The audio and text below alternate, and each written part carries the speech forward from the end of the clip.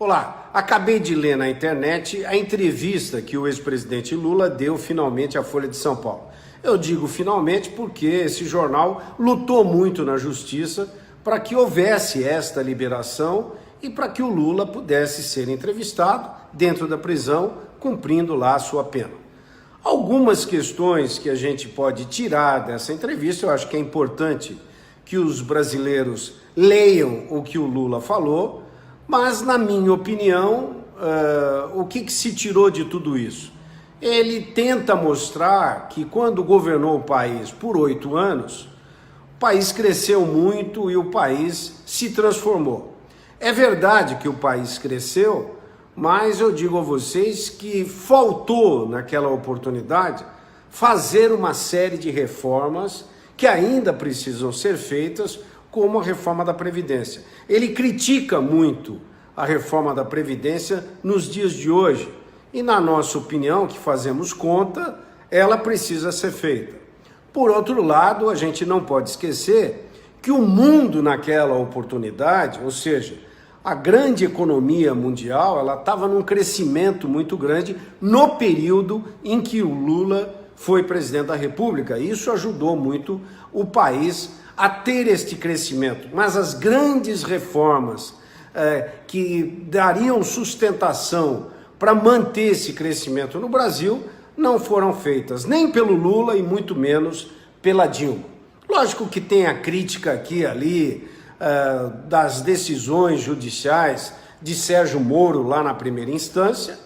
mas é importante ressaltar que Sérgio Moro tomou lá a sua decisão em cima dos autos. Nós tivemos a decisão na segunda instância, no Tribunal Regional Federal, que manteve esta condenação em cima dos autos, e hoje a gente tem lá uma reforma da sentença, mas tirando os 12 anos de prisão que foram dadas na primeira e segunda instância, mudando para 8 anos. Ou seja, a conclusão que se chega é que o Lula é culpado daquilo que ele fez e que está nos autos. Então ele tem sim que cumprir com esta condenação. Não há muita discussão em cima disso,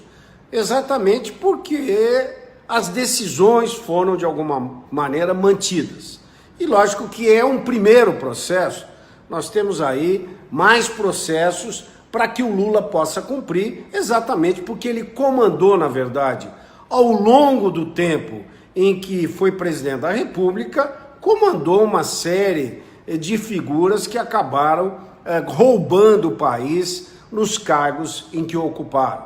Eu discuto muito essa questão, até porque quando você é um dirigente público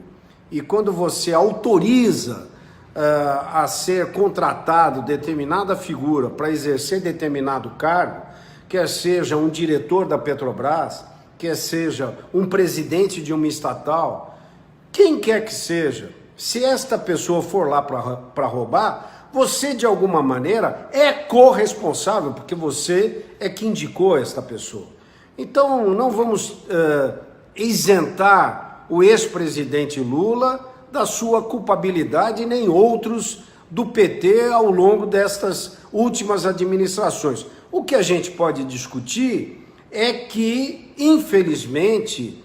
nesta entrevista que se dá, ele vem com uma ideia de que vai voltar para as ruas, vai voltar a ser candidato e vai tirar o Brasil do atoleiro, coisa que a gente não imagina e não quer que isso aconteça. O que nós precisamos sim é de ver